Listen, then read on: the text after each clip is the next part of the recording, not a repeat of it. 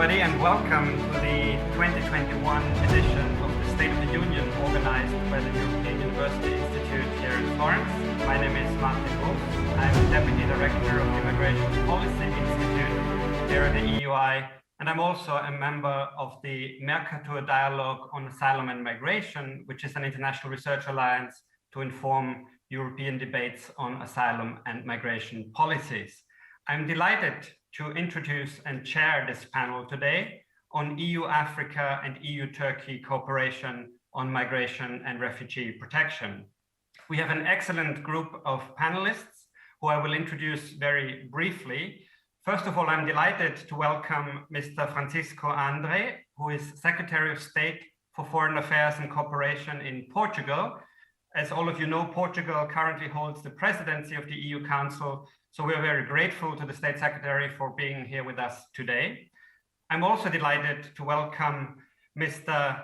Abdelhak Bassou, who's Senior Fellow at the Policy Center for the New South in Morocco. Mr. Bassou is an expert in security studies and will provide a Moroccan perspective on migration policy cooperation with the EU.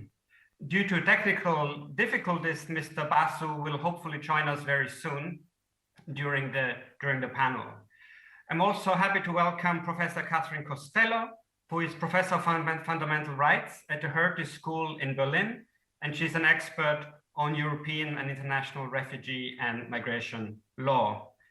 And I'm delighted to welcome Professor Kemal Kirişci, who is a Senior Fellow at the Center on the United States and Europe's Turkey project at Brookings, and he specializes in Turkish foreign policy and migration studies.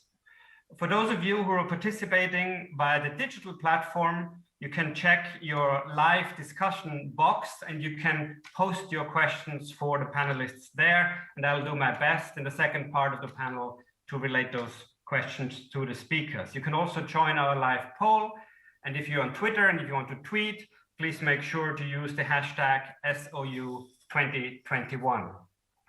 We have limited time, but I do want to set the scene very briefly. So let me give you some background to this panel. As many of you know, for many years now, issues of migration and refugee protection have been high on the political agenda of many European states, but also at the level of the EU as a whole. Our focus today is on the external dimension of EU policymaking on migration and refugee issues.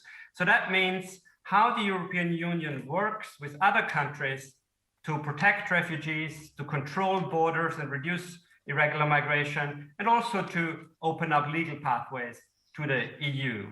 The recently released new Pact, the EU's new Pact on Asylum and Migration, would like to expand such cooperations. And these types of cooperations, of course, raise many questions. What are they fundamentally about? What are the goals and objectives? How should they be implemented? And what are the effects in practice, not only for the cooperating partner countries, but importantly also for refugees and migrants themselves? Probably the best known cooperation is, of course, the EU-Turkey agreement that was struck in 2016. And again, as many of you will know, the basic idea of that agreement was the EU provides financial assistance for refugees in Turkey in exchange for Turkish efforts to help reduce irregular migration to the EU. The effects of this agreement have been debated extensively in recent years, and discussions are now underway about whether and how this cooperation can be continued. Similarly, the EU has tried to intensify cooperation with many African countries of migrants' origin or transit. This has involved talking about readmission agreements that facilitate the return of irregular migrants to origin countries, but also the EU Trust Fund for Africa, and talks about how to open up legal labor migration channels. So the idea of this panel really is to reflect on past experiences, the issues that have been raised by these types of cooperations, and importantly, what it means for the future. And our key aim really is to discuss these issues from different perspectives. So from the perspective of the EU, Turkey, Morocco, but also taking account of impacts on migrants and refugees themselves. We will also reflect on the role of public attitudes in this debate. And after the initial round of comments from our panelists, I will share some new results that we've obtained through a survey conducted by YouGov on public attitudes to these types of cooperation agreements. So with that brief introduction, I would like to turn to the panel, and I would like to begin with State Secretary André. Mr. State Secretary, from your perspective, how can and how should cooperation between the EU and Turkey and between the EU and African countries improved going forward? The new EU Pact says that this is something that needs to be done. What are the key issues from the perspective of the EU? Well, thank you very much. But before that, Professor Martin Ruhs, but in fact, Professors Abdelhak, Bassou, Cathryn, Costello, and Kemal, it's a pleasure and an honor for me to be sharing this event today with you, and congratulations to EUI for this initiative, and especially for the 10th anniversary of this State of the Union. The answering to your question is not definitely an easy task.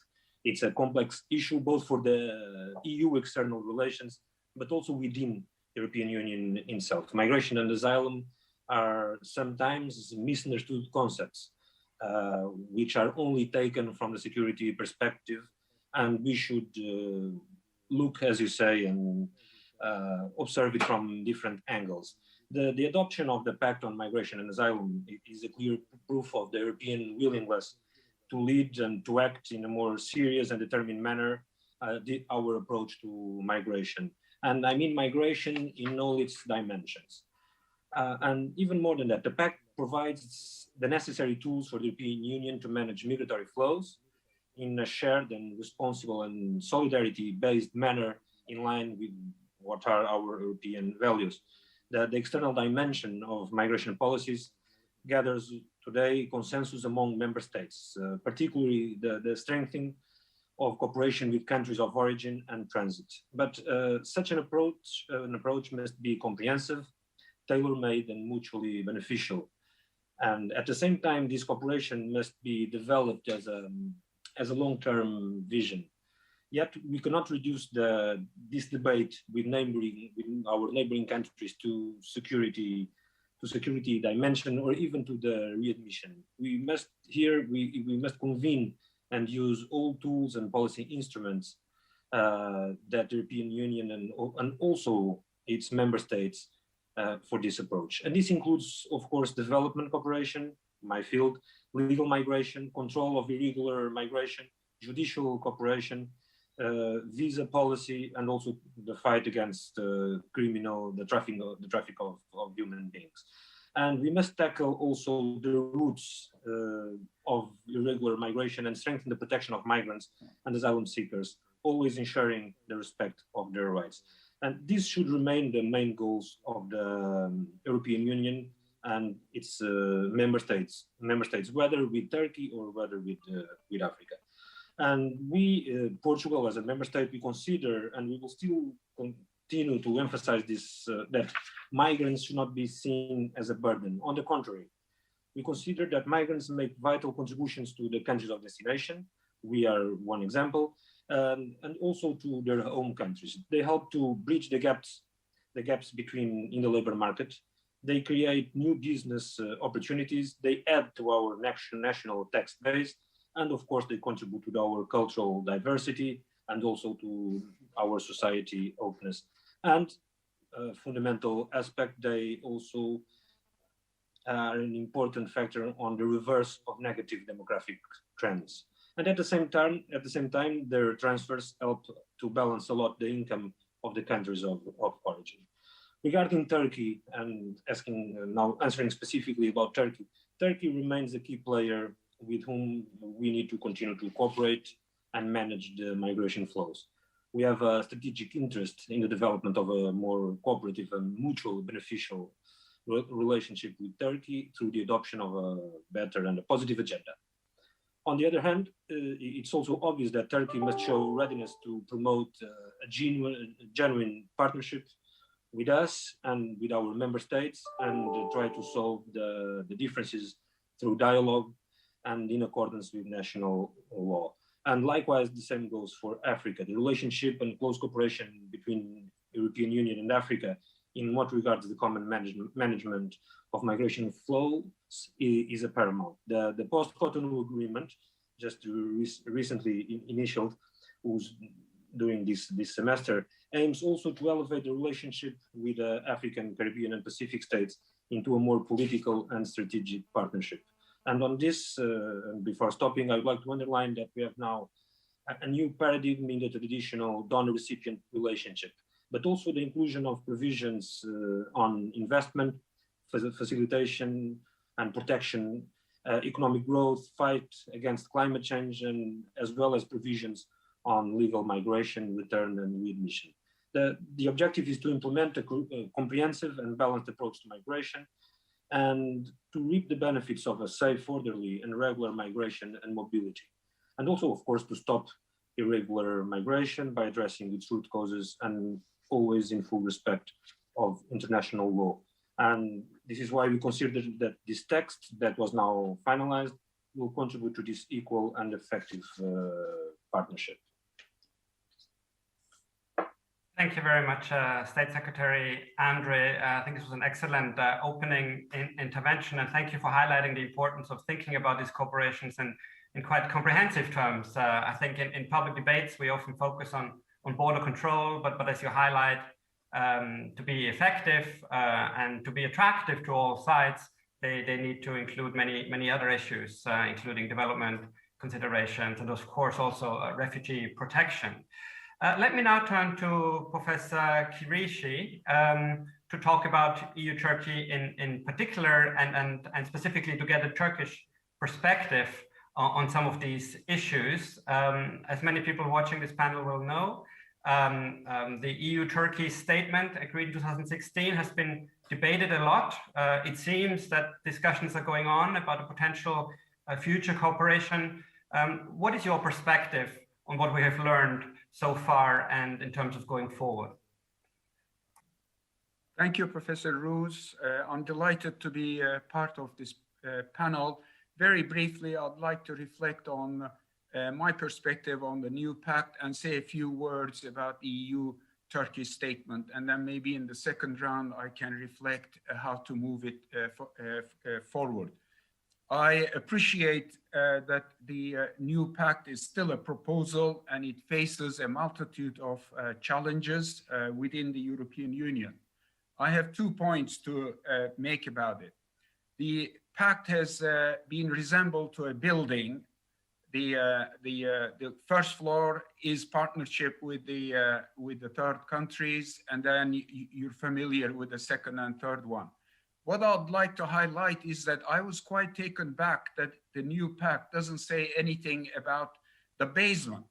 And the basement is the reality that 85% of the refugees in the world are in third world countries. And then 77% of them find themselves in a protracted situation with no durable solutions in the form of resettlement, local integration, or a voluntary return. And that there's hardly any reference to the Global Compact on Refugees, which makes suggestions on how to address the problems resulting from a basement. Second point to make very quickly is that though the new pact is calling for mutually beneficial partnership, I really was taken back that there are coercive elements in the pact, such as threatening restrictive visa measures with third countries that are unwilling to cooperate in managing migration. Minister, you have a plate full there to address as the Portuguese presidency. On the EU-Turkey statement, 2 observations. I will not address the part of the EU-Turkey statement that deals with broader EU-Turkish relations. The migration part of it that deals with stopping irregular migration, we can go into the details of it if it's necessary. It's pretty much been achieved. What I'd like to detail is FRIT, the Facility for Refugees in Turkey. Professor Ruhs has mentioned how there's a lot of debate on that particular statement, but I categorically argue that FRIT has been very successful, that the picture would look very different if there had not been a FRIT in place. I'd like to highlight two successful programs: the Emergency Social Safety Net, which provides a tiny little stipend, but a very important one, to about 1.8 million Syrian and other refugees. This is also accompanied by a conditional cash transfer for education. I believe moving forward, these should continue. What is often also overlooked is the way in which there's been a lot of bureaucratic cooperation. The EU and EU Commission and Turkish public agencies work very closely. Civil society has been extensively involved.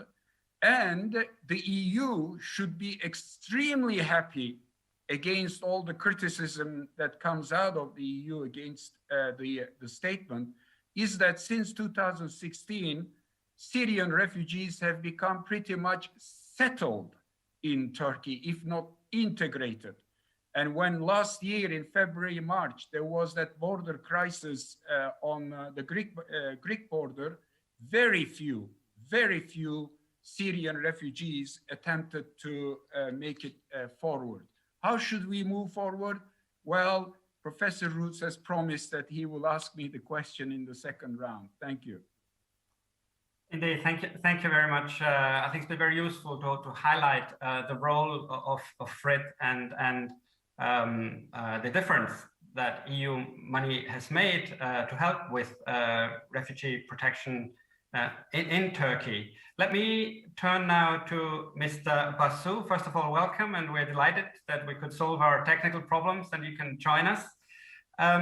We've just spoken about EU-Turkey cooperation. The EU has, of course, a long-standing cooperation with many African countries. Some aspects are considered to have worked well, others less so. I'd like to ask you to offer a Moroccan perspective on what needs to change to improve cooperations, and what are the key issues from your perspective? Thank you, Professor Ruhs, and hello, everybody. First of all, I want to say that I read several papers about the new Pact on migration and asylum, and I'm really convinced that Europeans shows a genuine will to improve the cooperation between European Union and non-member states in the East and in the South. However, I believe that it's still necessary to improve this cooperation, to take into account some of the East and South neighbors' concerns. By example, in Morocco, between 2014 and 2019, Morocco regularized the situation of more than 40,000 migrants who were in an irregular situation and who were waiting for the opportunity to go to live to Europe. I think those 40,000 are fewer migrants for Europe. They stay in Morocco. But what we have to put in mind is that Morocco cannot do more if it isn't supported in this effort. It is therefore, I think, necessary to give the southern countries which are making an effort to regularize migrants and refugees, to give them all the necessary aid to develop to a level which allows them to relieve Europe and regularize situation and to be a destination of migrants. I would like to highlight another point, and this point is concerns some difficulties that our countries have. The first point is the relationship between the governments in the southern Mediterranean countries, for example, Morocco, and their public opinion around the issue of the fight against migration. When our government, with the governments of transit countries take action to prevent migrants from leaving for Europe, they are criticized by the public union of the country. Why? Because the population of the countries of transit are themselves victims of draconian conditions to enter Europe. They have one thing in common with the migrants which come from Sub-Sahara, something in common between population in the transit countries and the Sub-Saharan is that both of the two populations are undesirable in Europe. They must meet almost impossible conditions to reach Europe. And then the population in our countries, in the transit countries, are more in solidarity with the migrant than with their government and the European government. On several occasions, promises to alleviate the conditions for entry into Europe territory have been announced, but I think never have effects or been applied.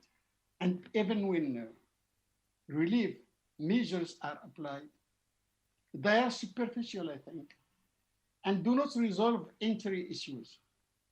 Generally, these facilities only affect diplomats or officials and not the population, which always feel frustrated to see its country and its state helping Europe, but to see Europe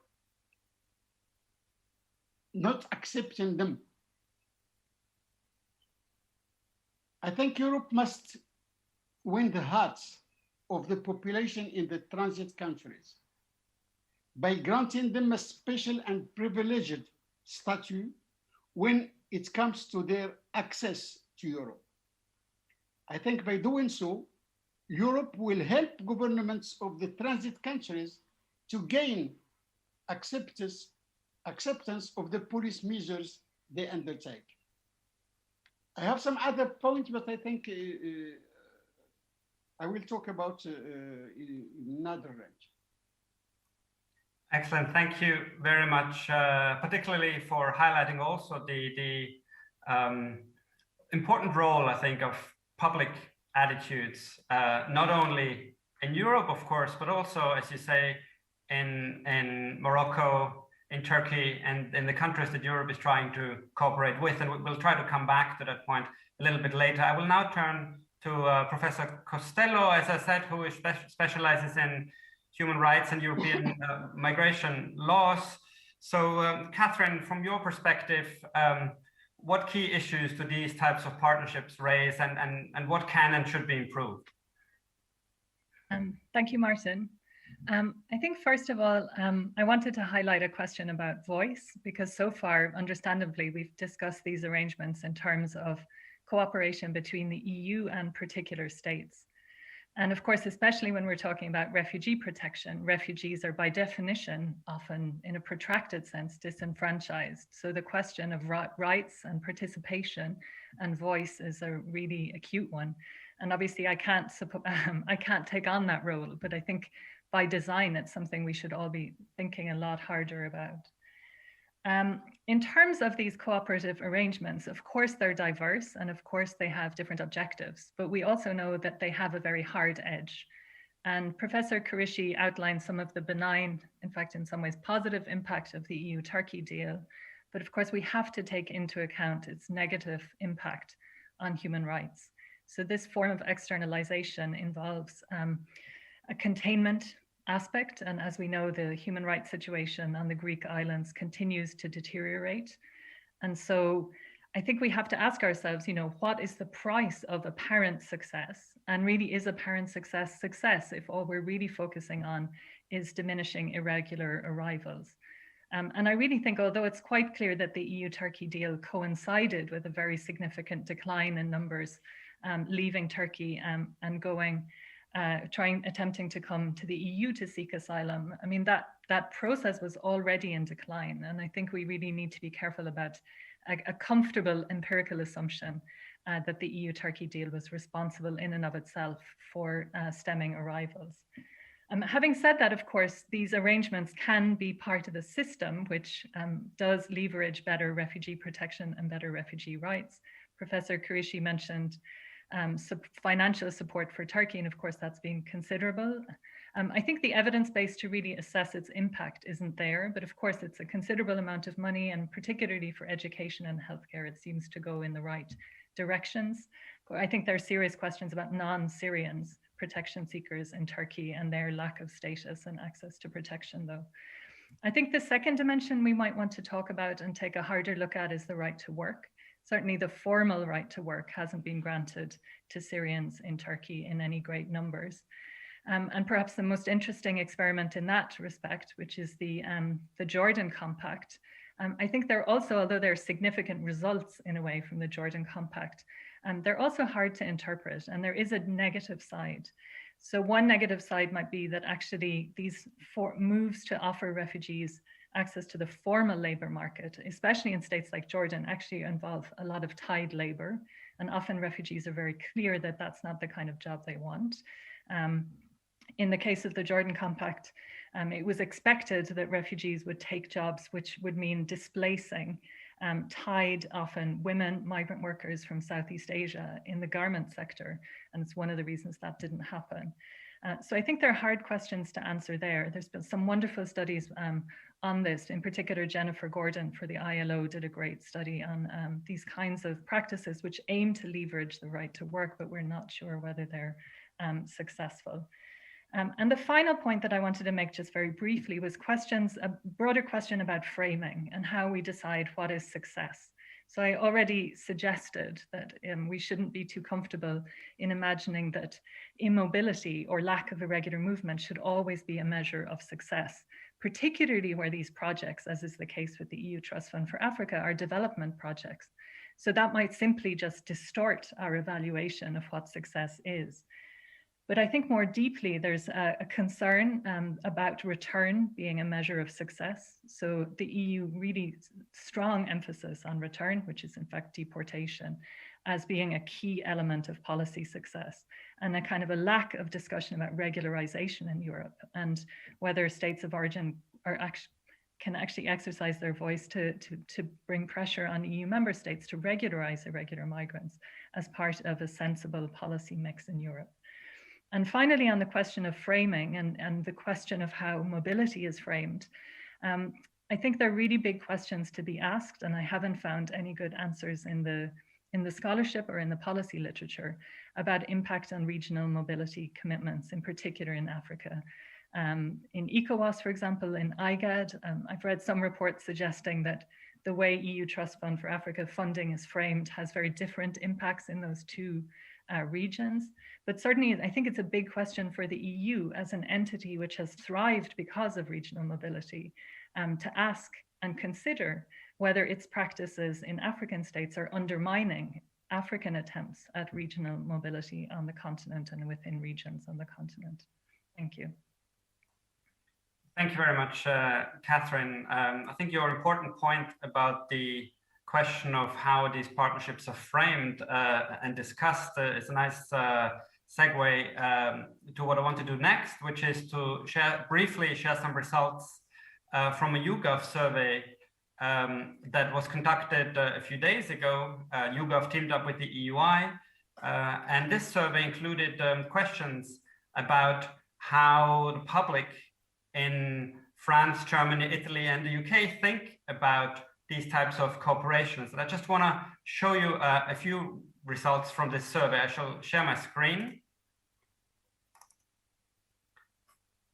I hope you can see this. So what we did was ask this question that you see on the right here, is the European Union is making efforts to increase its cooperation with non-EU countries on migration and refugee protection. Do you think this cooperation should or should not aim to do the following? So we tried to find out what people think the cooperation should try to do. What should be the key goals? So the first goal that we mentioned was provide EU financial support for the protection of refugees in non-EU countries. And people could say whether they think that this should be part of the cooperation, it should not be, or don't know. And what you see here is that most of the people, and especially in Italy, agree that this should be an important part of the cooperation. In France, people are split, 39-38, on whether this should be part of it, but overall, I think we find a lot of support for the idea of using these partnerships to provide EU financial support for protection of refugees in non-EU countries.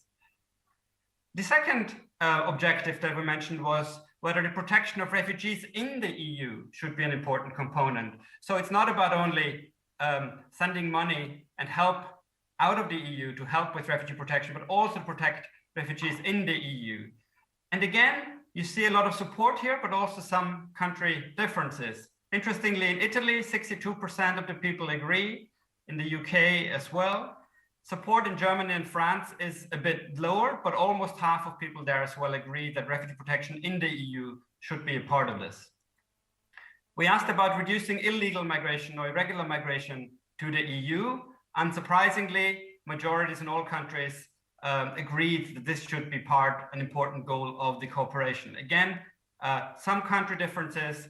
In Italy, in particular, the share is quite high. And the last objective that we mentioned is the expansion of opportunities for migrants to legally come to the EU to work. This was something that was suggested by Mr. Bassou as well as part of these cooperation agreements. One incentive that the European Union wants or suggests it offers is legal labor migration opportunities. Should this be part? Again, some country differences. In Italy, almost 2/3 of the public agree that this should be part of it, slightly lower share in the UK, and the public is more balanced in Germany and France. So there are some interesting country differences, but also I think what this shows is that large numbers and majorities in many countries that we surveyed agree that the cooperation should have all of these components and not just be focused, for example, on border control. Okay, I'll stop sharing my slides now again.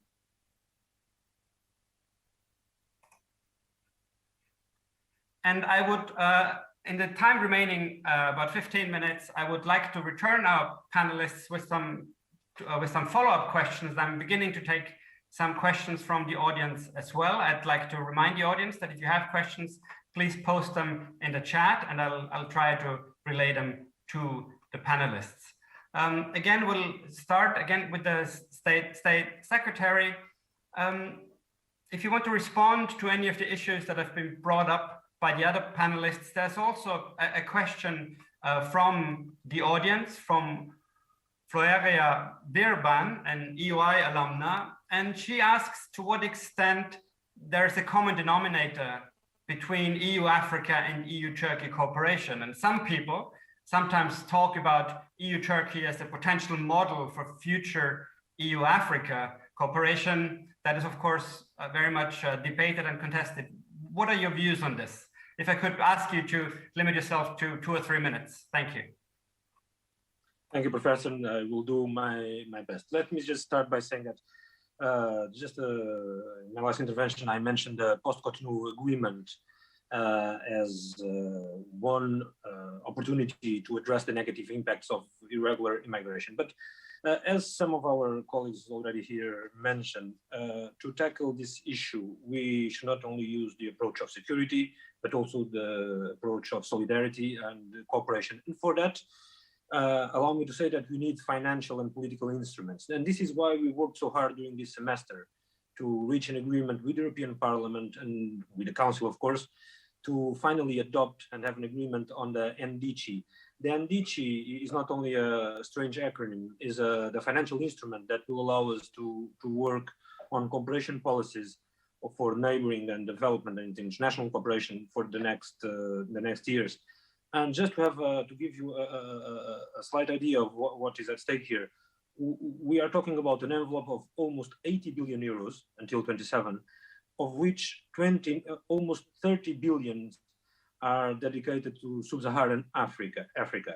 And even more than that, 10% of the funds available in this NDC are to be dedicated to the support of migrations governance and forced displacements, and of course, as well as to the fight of the root causes of these irregular migrations. This is why I think that we must focus not only on the security and border control, but to pursue also cooperation with the third countries, that a cooperation that has to be effective and has to be fair, sustainable, and honest for both sides. But for people to understand what we are discussing when we talk about cooperation, this means that we need to sometimes provide concrete examples. For instance, from the country where I'm coming from, not as the EU presidency, Portugal, I'd just like to give you 2 examples of cooperation and 1 example of what we can do in terms of solidarity. First of all, just to mention that when it comes to fight the factors and the roots and causes of migration, we are implementing a project in Gambia, not one of the more obvious partner countries for Portugal, project called Techifi, to promote active employment, to create new job opportunities, to possibilities of new businesses and sustainable business models in agriculture. And it's as simple as a project of 5 million euros can reach the potential of addressing the needs of more than 13,000 people. But when it comes to solidarity, and I see that the clock is ticking very fastly, when it comes to the solidarity, just allow me to focus just for 30 seconds on refugees and asylum seekers, and on why it's so important to have in mind always this idea of solidarity. Just to give you an example, during these worst days and during the phases of the pandemic, we decided in Portugal that all foreigners in Portugal, irrespectively of their status, are treated as permanent residents. In very concrete terms, this ensures that migrants and asylum seekers have access to public services, national healthcare service and welfare benefits, and also to the practical and administrative things and services that they need as we all need. Bank accounts, work and rental contracts, just for give you a couple of examples. And I think that sometimes it's, I know that I'm not part of the group of the professors, and I try to focus on more concrete examples, but I think that these are the kind of examples that show us how we can improve cooperation on this subject of migration and also refugee protection. Thank you, State Secretary. Professor Kirişci, I also want to give you the opportunity to respond quickly if you want to what you've heard, but particularly also to reflect on what comes next in EU-Turkey cooperation, and maybe in particular say something about the difficult issue, whether and to what extent it's possible to separate migration dialogues, migration cooperation from wider issues in the EU-Turkey relationship. The red clock is ticking away. So the second issue that you referred to is a very important one, but I hope you guys can organize a panel on it separately. Moving forward on the narrower issue, I need to flag out that the Turkish economy is not where it was when the Syrians were first arriving. At the time, the Turkish per capita income was around almost $13,000. Today, it's plummeting down under $8,000. And the pandemic is making poverty come back. Professor Costello has mentioned the access to formal labor market. The Syrians are mostly working in the informal market, and I need not go into the details of how appalling the conditions are, including child labor. I see a way out from this. It is in the Global Compact on Refugees. Paragraph 70 and 71 is suggesting exploring trade facilitation for countries that are hosting large number of refugees, as long as refugees can access the formal economy. I believe this is an area where EU and Turkey ought to work for. I can spare you the details of it.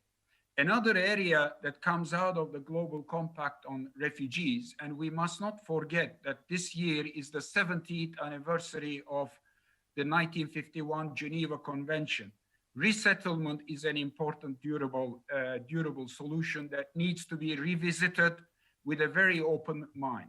Last point, I'd like to share a point with Professor Costello, the human rights point. In this year particularly, it's just heartbreaking to see that the European Union is resorting to pushback and denying Article 33 in the convention. It hurts the European Union's normative power image terribly. Time is limited. I better stop here. Thank you. Thank you. I'm afraid the format is quite unforgiving and the red clock is ticking that we all see. I'd like to turn straight to Mr. Bassou and maybe comment on something that I think was implicit in what you said, is this issue of potentially opening up labor migration, legal labor migration opportunities to the EU. Could you comment on how important that would be from your point of view, to Morocco and to the negotiations about cooperation? If you turn on your mic, please, you're muted.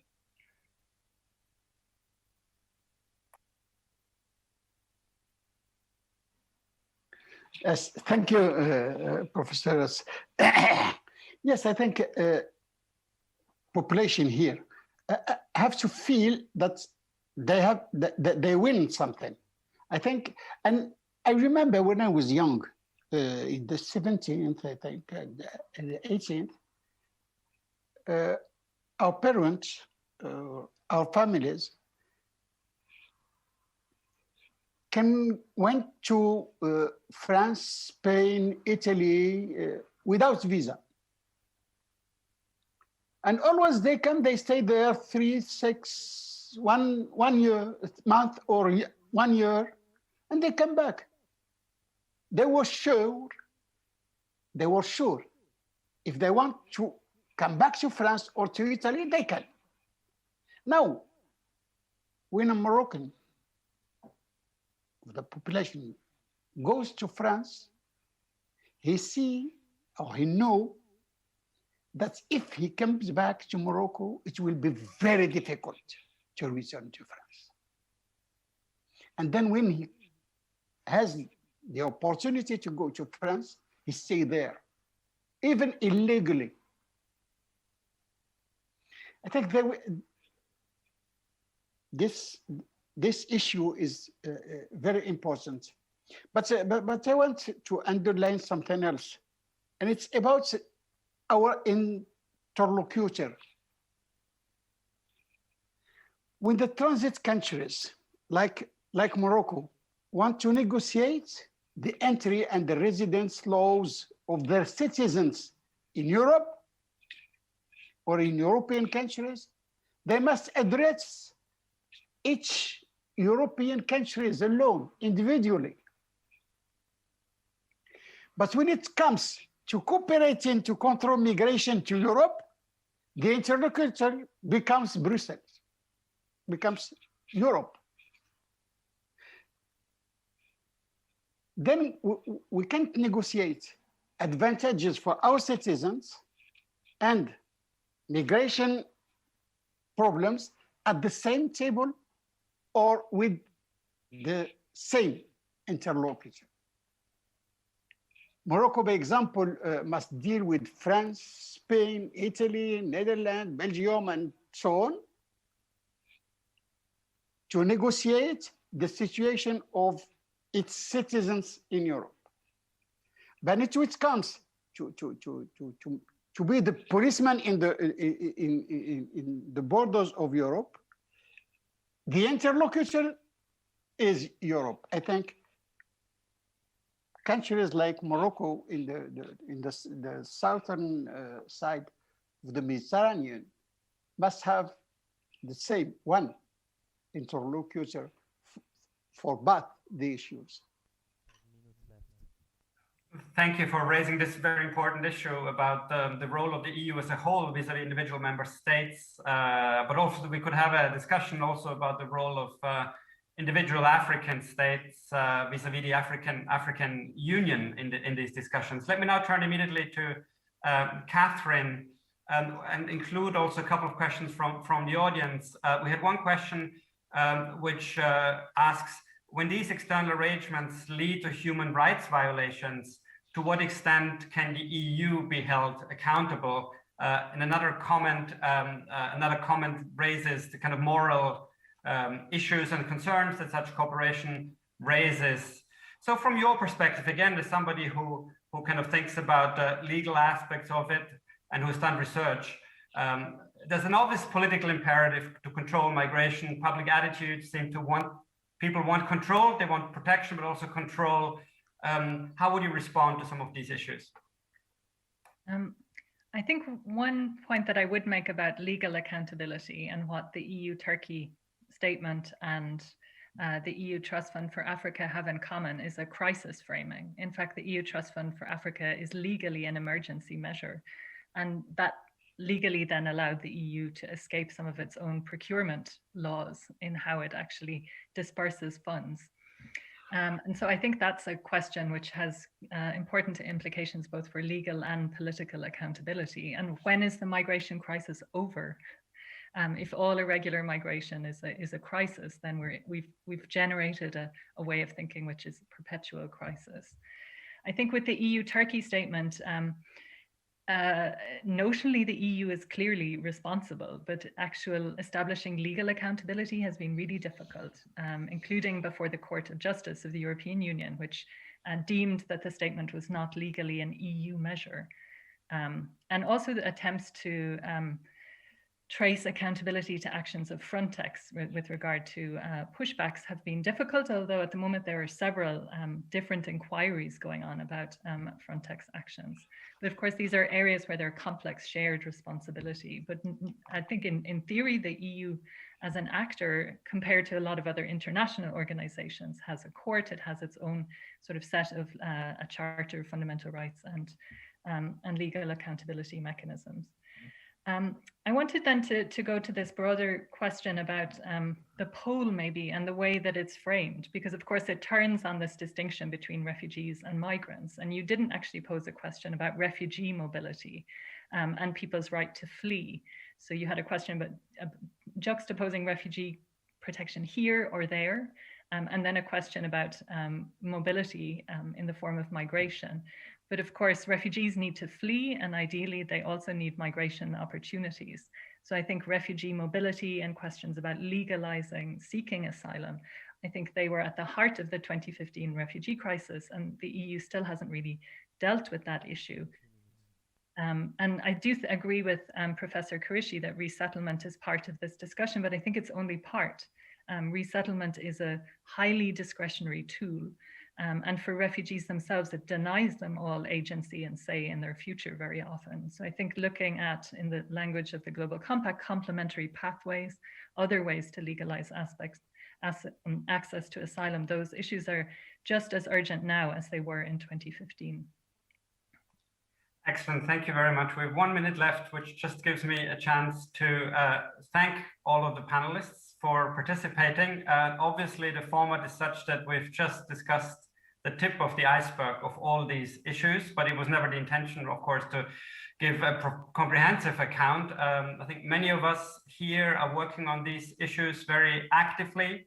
So if people in the audience are interested in following up,